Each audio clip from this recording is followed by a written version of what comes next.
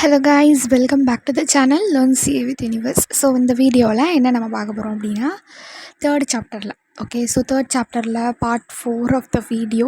So don't get panic or anything something burden அப்படின்னு எதுவுமே நினைக்காதீங்க. ஓகேவா? ஸோ செக்மெண்ட்டாக படிக்கலாம், என்ன இப்போ ஒன்றும் பிரச்சனை இல்லை, சரியா? ஸோ அப்படியே நம்ம பார்ட்டாக பிரித்து படிக்கலாம். ஓகேவா? ஸோ இப்போ என்னென்னா ஃபஸ்ட்டு வந்து ஆடிட் ரிஸ்க் இருந்துச்சு, அதுக்கப்புறம் மெட்டீரியாலிட்டி கான்செப்ட் வந்து பார்த்தோம். கரெக்டாக? இப்போது அந்த மெட்டீரியாலிட்டியில் கொஞ்சம் ஸ்ட்ரைட்டாக நான் ஆல்ரெடி வந்து உங்கள்கிட்ட சொல்லியிருந்தேன், இந்த மாதிரி வந்து SA 315 identifying and assessing the risk of material misstatement through which understanding the entity and environment அப்படின்னு சொல்லியிருந்தோம் இல்லையா? ஸோ அந்த செகண்ட் லைனுக்கு ப்ரீஃபாக வந்து ஒரு விஷயம் அங்கே கொடுத்துட்டு இங்கே டீட்டெயிலாக ஒரு விஷயம் வந்து கொடுத்துருக்காங்க. ஓகேவா? சி இந்த இடத்துல வந்து identifying and assessing the risk of material misstatement through which understanding the entity and environment. So இந்த பாயிண்ட்டை கொஞ்சம் டீட்டெயில்டாக பின்னாடி வந்து கொடுத்துருக்காங்க, நம்மளுக்கு இங்கே ப்ரீஃபாக வந்து கொடுத்துட்டு. ஓகேவா? Okay, brief in the sense, brief அப்படின்னாலே ஆக்சுவலாக ஷார்ட் அப்படிங்கிறது தான் மீனிங். ஸோ பட் நிறைய பேர் என்ன நினச்சிட்ருக்காங்கன்னா ப்ரீஃப் அப்படின்னா டீட்டெயில்டு, ரொம்ப பெருசு அப்படின்னு நினச்சிட்ருக்காங்க. ஸோ ப்ரீஃப் அப்படின்னா ஷார்ட்னு அர்த்தம். ஓகேவா சார்? நம்ம சின்ன வயசில் வந்து ஆன்சர் ப்ரீஃப்லி அப்படின்னு சொல்லி 2 மார்க் கொஸ்டின்லாம் நம்ம ஸ்கூலில் படிச்சிருப்போம்.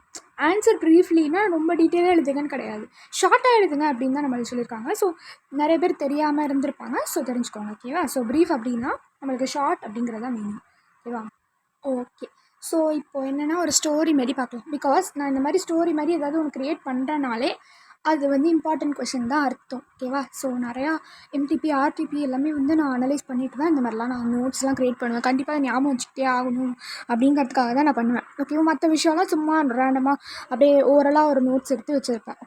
ஓகே, ஸோ இப்போ போகலாமா அந்த கதைக்குள்ளே? ஓகே, ஸோ இவர் தான் வந்து சிஏ முருகன். இவர் தான் என்ன பண்ண போகிறாரு அப்படின்னா, எனக்கு முருகன் ரொம்ப பிடிக்கும், அதனால ஜஸ்ட் அப்படி வச்சுருக்கேன். ஓகேவா? ஓகே, ஸோ இப்போ இந்த முருகர் என்ன பண்ண போகிறாரு அப்படின்னா என்டிட்டி என்விரான்மெண்ட்டை அண்டர்ஸ்டாண்ட் பண்ணிக்க போகிறார். ஓகேவா? ஸோ ஃபஸ்ட் இங்கே போகிறாரு, அப்புறம் இங்கே போகிறாரு, அப்புறம் இங்கே போகிறாரு, அப்புறம் இங்கே போகிறாரு, இங்கே போகிறாரு. ஓகே, ஸோ என்ன பண்ண போகிறாரு? அண்டர்ஸ்டாண்ட் பண்ணிக்க போகிறாரு. ஃபஸ்ட்டு அவர் அண்டர்ஸ்டாண்ட் பண்ணிக்கிறதுக்கு போகிற முன்னாடி ஏன் வந்து நம்ம இந்த என்டிட்டி அண்ட் என்விரான்மெண்ட்டை அண்டர்ஸ்டாண்ட் பண்ணிக்கணும்?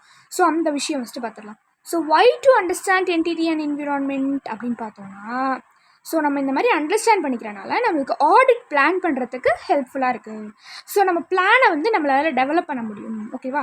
ஸோ ஒரு கிளைண்ட்டு வந்து ஒரு ப்ராப்பரான நாலேஜில் இல்லை அப்படின்னா நம்மளுக்கு ஆடிட் வந்து பாசிபிளே கிடையாது. ஸோ ஃபார் தட் பர்பஸ் நம்ம என்ன பண்ணுறோம், இந்த மாதிரி வந்து என்டிட்டியை வந்து என்ன பண்ணுறோம், அண்டர்ஸ்டாண்ட் பண்ணிக்கிறோம். ஒரு கிளைண்ட் ஒழுங்காக இல்லை அப்படின்னா அவங்களுக்கு என்ன ஆடிட் பண்ணாலும் வாட் த யூஸ், ஒன்றுமே கிடையாது, நம்மளுக்கு யூஸே கிடையாது இல்லையா? ஸோ இந்த 3 திங்ஸ்க்காக தான் என்ன பண்ணுறோம், நம்ம என்டிட்டி அண்ட் என்விரான்மெண்ட்டை அண்டர்ஸ்டாண்ட் பண்ணிக்கிறோம். ஓகே, ஃபஸ்ட்டு திங் நம்மளுக்கு ஆடிட் பிளான் பண்ணுறதுக்கு இது யூஸ்ஃபுல்லாக இருக்குது. அண்ட் தென் நம்ம பிளான் டெவலப் ஆகிறதுக்கும், and then without the adequate knowledge of the client proper audit is not possible அப்படின்னு சொல்லிக்கிறாங்க. ஸோ இந்த பர்பஸ்க்காக தான் என்ன பண்ணுறோம், இப்போ நம்ம அண்டர்ஸ்டாண்ட் பண்ணிக்க போகிறோம். ஸோ ஃபஸ்ட்டு நம்ம எங்கே வந்து அண்டர்ஸ்டாண்ட் பண்ணிக்க போகிறோம் அப்படின்னா, ஃபஸ்ட்டு பிளேஸ் என்ன அப்படின்னா இதுதான். ஓகேவா? இது என்னது அப்படின்னு பார்த்தோன்னா ரெலவெண்ட் இண்டஸ்ட்ரி எக்ஸ்டர்னல் ஃபேக்டர். ஓகேவா? அது இண்டஸ்ட்ரி மெரிட் காலிட்டு அப்படி தான். ஸோ அதனால் relevant industry external factor and applicable financial reporting framework. இதுக்குள்ளே என்ன சொல்ல வராங்க, சப்ளையர் அண்ட் கஸ்டமருடைய ரிலேஷன்ஷிப் பற்றி சொல்ல வராங்க. ஓகேவா? அண்ட் தென் டெக்னாலஜி டெவலப்மெண்ட் பற்றி சொல்ல வராங்க. ஸோ அதை வந்து நம்ம அண்டர்ஸ்டாண்ட் பண்ணிக்கிற மாதிரி இருக்கும். அண்ட் தென் ரெகுலேட்டரி என்விரான்மெண்ட், அப்புறம் என்னென்ன கவர்மெண்ட் பாலிசிஸ்லாம் ஃபாலோ பண்ணுறாங்க. ஸோ இதெல்லாமே எங்கே தான் வந்து நம்ம அண்டர்ஸ்டாண்ட் பண்ணிக்கிற மாதிரி இருக்கும். இந்த regulatory industry external factor and then including applicable financial reporting framework. So first CM Murugan எங்கே போகிறாரு, ரெகுலேட்டரி இண்டஸ்ட்ரிக்கு போகிறாரு. அடுத்தது நேச்சர் ஆஃப் த என்டிட்டியாக பார்க்க போகிறாரு. எங்கே போகிறாரு, நேச்சர் ஆஃப் த என்டிட்டியாக பார்க்க போகிறாரு. ஸோ அவங்களுடைய ஆப்ரேஷன்ஸ்லாம் எப்படி இருக்குது, ஓனர்ஷிப் எப்படி இருக்குது, ஓகே, அண்ட் தென் வந்து என்னென்ன டைப் ஆஃப் கேபிட்டல் இன்வெஸ்ட்மெண்ட்லாம் எப்படி வந்து போடுறாங்க, ஸோ அதோடைய ஸ்ட்ரக்சர் என்ன. நான் ஏன் இந்த மாதிரிலாம் போட்டிருக்கேன்னா, இந்த மாதிரி வந்து ஆப்ரேஷன் இன்வெஸ்ட்மெண்ட் வந்து இன்ஜெக்ஷன் ஞாபகம் வச்சுக்கோங்க. ஸோ அண்ட் தென் ஸ்ட்ரக்சர் இழுத்துட்டு போவாங்க இல்லையா, வச்சு ஸ்ட்ரக்சர் ஹாஸ்பிட்டல் ஆம்புலன்ஸ்லேருந்து இறங்கி உள்ளே எழுதிட்டு போவாங்களே, அதெல்லாம் வந்து சும்மா ஹாஸ்பிட்டல் ரிலேட்டடாக இருக்குது. சரி, ஞாபகம் வச்சுக்கலாம்னு சொல்லி அந்த மாதிரி வரைஞ்சி வச்சுருக்கேன். சரியா? ஃபஸ்ட்டு நேச்சர் ஆஃப் த என்டிட்டியில் என்னென்னலாம் அண்டர்ஸ்டாண்ட் பண்ணிக்கிறாங்க, கம்பெனியுடைய ஆப்ரேஷன்ஸ் எப்படி இருக்குது, ஓனர்ஷிப், டாக்டர் தானே ஓனர் ஹாஸ்பிட்டலுக்கு, அந்த மாதிரி ஓனர்ஷிப் எப்படி இருக்குது, அண்ட் தென் வந்து இன்ஜெக்ஷன் இன்வெஸ்ட்மெண்ட் அப்படின்னு வச்சுக்கோங்க, what are the types of investment in that company. அதுக்கப்புறம் வந்து என்டிட்டியோட ஸ்ட்ரக்சரு. ஓகேவா? ஸோ இதெல்லாம் கண்டிப்பாக மறக்க மாட்டீங்க. இந்த ஒரு வாட்டி நீங்கள் பார்த்துட்டிங்கன்னா மறக்க மாட்டீங்க. ஓகேவா? ஓகே, ஃபஸ்ட்டு எங்கே போனார், regulatory industry, external factor and applicable financial framework. So அங்கே போயிட்டு இந்த மாதிரி customer supplier relationship, technology development இது எல்லாமே பார்த்தாரு. அப்புறம் நேச்சர் ஆஃப் த என்டிட்டிக்கு வந்து என்டிட்டியோட ஆப்ரேஷன், ஓனர்ஷிப், இன்வெஸ்ட்மெண்ட் ஸ்ட்ரக்சர் இது எல்லாமே பார்க்குறாரு. தேர்ட் எங்கே போகிறாரு? செலெக்ஷன் அண்ட் அப்ளிகேஷனுக்கு போகிறாரு. தேர்ட் எங்கே போகிறாரு? Selection and application. கரெக்டாக இந்த மாதிரி அக்கௌண்டிங் பாலிசிஸ் எல்லாம் நம்ம என்ன பண்ணுறாங்க, கரெக்டான ரீசன்ஸ் சேஞ்சஸ்க்கு அப்ளை பண்ணியிருக்காங்களா அக்கௌண்டிங் பாலிசி, இதுதான் வந்து தேர்ட் பாயிண்ட். ஸோ நெக்ஸ்ட் எங்கே போகிறாங்க அப்படின்னா அப்ஜெக்டிவிட்டி. இந்த மாதிரி வந்து என்டிட்டியுடைய அப்ஜெக்டிவ்ஸு, ஸ்ட்ராட்டஜி, பிஸ்னஸ் ரிஸ்க் இதெல்லாம் அண்டர்ஸ்டாண்ட் பண்ணிக்க போகிறாங்க. ஓகே, என்னது அப்ஜெக்டிவ், ஸ்ட்ராட்டஜிஸ், பிஸ்னஸ் ரிஸ்க் இதெல்லாம் என்ன பண்ண போகிறாங்க, அண்டர்ஸ்டாண்ட் பண்ணிக்க போகிறாங்க. அது என்னென்ன விஷயத்தில், இண்டஸ்ட்ரி டெவலப்மெண்ட், நியூ ப்ராடக்ட், அந்த பிஸ்னஸுடைய எக்ஸ்பேன்ஷனுக்காகவும் என்ன பண்ண போகிறாங்க, அண்டர்ஸ்டாண்ட் பண்ணிக்க போகிறாங்க. ஓகேவா? ஓகே, நெக்ஸ்ட்டு எங்கே போகிறாங்க, நெக்ஸ்ட்டு மெஷர்மெண்ட் அண்ட் ரிவ்யூ. என்னது மெஷர்மெண்ட் அண்ட் ரிவ்யூ? என்னென்ன விஷயம்லாம் மெஷர்மெண்ட் ரிவ்யூ பண்ணுவாங்க, என்டிட்டியுடைய ஃபினான்ஷியல் பர்ஃபார்மன்ஸ் இருக்கு இல்லையா, ஸோ அது எல்லாமே வந்து பார்ப்பாங்க. அதுக்கப்புறம் கீ பர்ஃபார்மன்ஸ் இண்டிகேட்டர்ஸ் அந்த மாதிரி இருக்கிற விஷயம்லாம் என்ன பண்ணுறாங்க, அண்டர்ஸ்டாண்ட் பண்ணிக்க போகிறாங்க. என்னென்ன பட்ஜெட் ஃபார்மேட்ஸ் எல்லாம் இருக்குது, ஃபோர்காஸ்ட்லாம் இருக்குது, அது மாதிரி. And then credit rating. ஓகேவா? ஸோ இந்த மாதிரி அவங்க credit rating agency, you know what is mean by credit ரேட்டிங்னா என்ன தெரியுமா? ஸோ எவ்வளோ அளவுக்கு அவங்களுக்கு ரேட்டிங் இருக்கும் அந்த அளவுக்கு அவங்களுக்கு வந்து கடன் வாங்கலாம் அப்படிங்கிற ஒரு விஷயம். ஸோ அப்போது அதுக்கு ஒரு ஏஜென்சிஸ் தனியாக இருக்காங்க, கிரெடிட் ரேட்டிங் ஏஜென்சிஸ்ன்னு சொல்லி தனியாக இருப்பாங்க.